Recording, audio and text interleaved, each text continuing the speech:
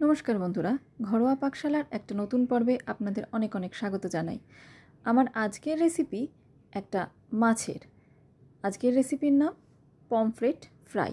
অনেকে এটাকে তাওয়া ফিশ ফ্রাইও বলতে পারেন। আসুন তাহলে দেখে নিই কেমন করে বানিয়ে নেব বাড়িতেই পমফ্রেট ফ্রাই। আমি এক্ষেত্রে মিডিয়াম সাইজের পমফ্রেট মাছ নিয়েছি। আপনারা কিন্তু বাজার থেকে একটু বড় পমফ্রেট মাছই নিতে পারেন। এবার সেই পমফ্রেট মাছগুলোর গাগুলো এরকম করে একটু চিড়ে নিয়েছি। অবশ্যই তার আগে খুব ভালো করে ধুয়ে পরিষ্কার করে নিয়েছি। চিড়ে নিয়ে একটু লেবুর রস মাখিয়ে নিয়েছি, কারণ পমফ্রেট মাছে একটা গন্ধ থাকে, লেবুর রসটা দিলে সেই গন্ধটা থাকবে না। এবার একটা মশলা তৈরি করে নিচ্ছি। দিয়ে দেবো রেড চিলি পাউডার, নুন, হলুদ, হাফ টেবিল চামচ মতন আদা রসুন বাটা, কিছুটা ধনেপাতা লঙ্কা বাটা, একটু সর্ষের তেল। এবার এই সমস্ত উপকরণগুলোকে খুব ভালো করে আমি হাত দিয়ে একসাথে মেখে নেব, যাতে মশলাটার মধ্যে কোনো দলা না থাকে। এবারে এই মশলার পেস্টটা আমি প্রত্যেকটা মাছের গায়ে খুব ভালো করে মাখিয়ে নেব।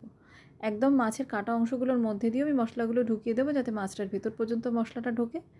আর মাছের পেটটা আমি খুব ভালো করে পরিষ্কার করে নিয়েছিলাম, সেখানটাতেও কিন্তু মশলাটা একটু মাখিয়ে নেব। এইভাবে সবকটা মাছেই কিন্তু আমি খুব সুন্দর করে মশলাগুলো এক এক করে মাখিয়ে নেব। পমফ্রেট ফ্রাই একটা অত্যন্ত প্রিয় এবং জনপ্রিয় রেসিপি আমাদের কাছে। আমরা যখনই সমুদ্রের ধারে ঘুরতে যাই তখনই কিন্তু আমরা এরকম মাছ কিনে খাই। কিন্তু যদি এইভাবে কিভাবে বাড়িতেই সহজে বানিয়ে নেওয়া যায়, শিখে নেওয়া যায়, তাহলে আর সমুদ্রের ধারে যাওয়ার জন্য কিন্তু অপেক্ষা করতে হবে না। ব্যাস, মাছগুলো ম্যারিনেট করে নিয়ে আমি 30 মিনিট মতন রেখে দেবো। এবার যেহেতু এটা তাওয়া ফ্রাই, সেই জন্য আমি একটা ননস্টিকি ফ্রাই প্যানেই করব। ফ্রাই প্যানটাতে আমি খুব সামান্য পরিমাণ, মোটামুটিভাবে 1 চামচ মতন তেল, সাদা তেলই দিয়ে আমি এটাকে গরম হতে দিয়েছি। এদিকে মাছগুলোকে আমি একটু সুজির কোটেশনে কোট দিয়ে নেব। এটা জাস্ট একটা কোট দেবার জন্যই দেওয়া। আর মাছ থেকে যেহেতু একটু হালকা জল ছেড়েইছে, তাতেই কিন্তু এটার গায়ে সুজিটা ভালো রকমভাবে ধরে যাবে। সবকটা মাছ আমি এরকমভাবে সুজিতে হালকা করে মাখিয়ে নেব। আপনারা চাইলে কিন্তু এটা নাও করতে পারেন, শুধুও কিন্তু ফ্রাই করতে পারেন।